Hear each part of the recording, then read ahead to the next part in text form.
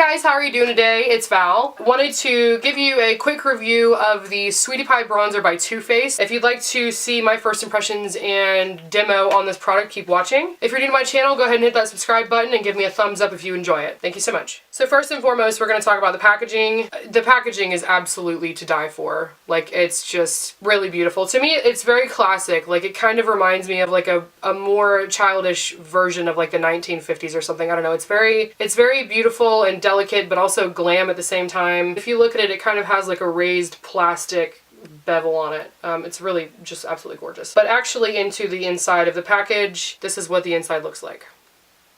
So right away, it's absolutely gorgeous. It's probably the prettiest thing I've ever owned. Maybe save the Marc Jacobs palette that I had. They had a highlight one that was very similar to this. Right away, I have some reservations about this item, and I'm going to go ahead and just tell you what they are before I go any further. If you look into the actual pan here, there are some very visible kind of glowing like spheres on top of the actual crisscross of what is supposed to be a pie crust, I guess. That's beautiful. I love the way that that looks, but I'm curious to see if that has any lasting effect throughout the wear and the usage of this compact. Typically when companies stamp a highlighter or some sort of radiant ribbon on top of a product like this, it doesn't stay very long, and it's more for the effect of when you first open the package versus the longevity of the product in the end. So I don't know how I feel about that. Also, I do want to point out that this is supposed to be a radiant matte bronzer. So in my head, when I heard of this, before I looked up any reviews or anything of this product, I heard radiant matte. So I was thinking like, okay, this is going to be a really beautiful kind of like matte finish, maybe even satin. But looking at it, it does have those gold ribbons inside of it. So I'm curious to see how this pans out. So what I'm going to do, go ahead and give this a go. So I'm going to use my tried and true favorite Boutique Blush Brush number 4 from IT Cosmetics. And I'm just going to go in here very lightly. I don't want to mess anything up too bad yet. And just kind of tap it off and then go see what happens.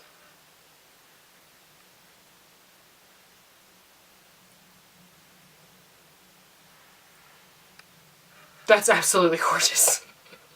But like I said, the radiant strips on the inside are already coming off. So we'll see how that holds up.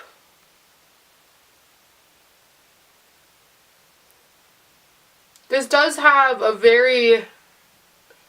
I did put a touch of blush on while I was getting ready today, and I feel like maybe this is a bit dark in what the camera's picking up.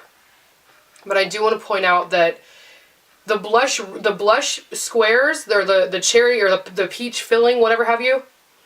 It does smell like peaches, it really does, but more like a peach ring rather than a peach pie, if that makes any sense. The blush squares through this are kind of like, they're adding color as well as warmth to the bronzer, which is really cool. Normally I wouldn't put something like this on my forehead as far as like a light, you know, like to add color or whatever, but I'm going to try it out just to see how it goes, because I have seen quite a few people doing this with their bronzer, their Sweetie Pie bronzer. They like to put it on the, you know, up here. So I'm just curious to see. It blends really good. I mean, I feel like it's just really dark though, like up here. I don't know. I'm just going to do this number. So this is one of those bronzers I feel like that you could very easily kind of, I don't know, I feel like you could just wear this on its own instead of doing a bronzer and a blush. This I would have liked to use a lot in the summertime, honestly. It gives a very natural, radiant kind of glow to the skin without being very visibly a bronzer, you know? Like I wouldn't use it to sculpt necessarily. I already did put a little bit of a contour in here earlier, but just sitting on top of the cheeks right here, right above where that contour sits, I feel like you could get away with using it up above the contour line.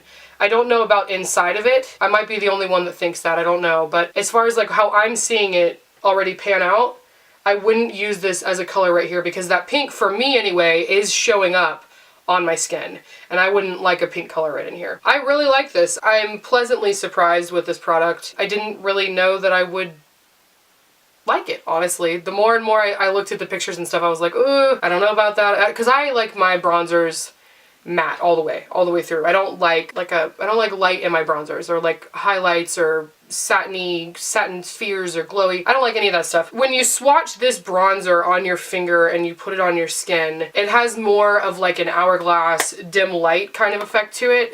It's more of like a weird cross between a highlight and a bronzer. But when you use your brush and you swirl it around inside the pan is when you really get the color pickup from the blush underneath. And I feel like that's kind of important. Like that's really what makes this product what it is that it's not just another bronzer with a little bit of light underneath it. It's actually got the blush and the color to pull through, and you can see it whenever you put it on your skin. So thank you so much for watching today. I hope you guys enjoyed this review slash very quick demo of the Peach bronzer. If you like it, give it a thumbs up. If you haven't already, go ahead and subscribe. I will have the blur, the Peach blur, and the Peach matte palette posted hopefully before this weekend. It kind of just depends on when I get it in the mail, but I will have it up by the end of next week.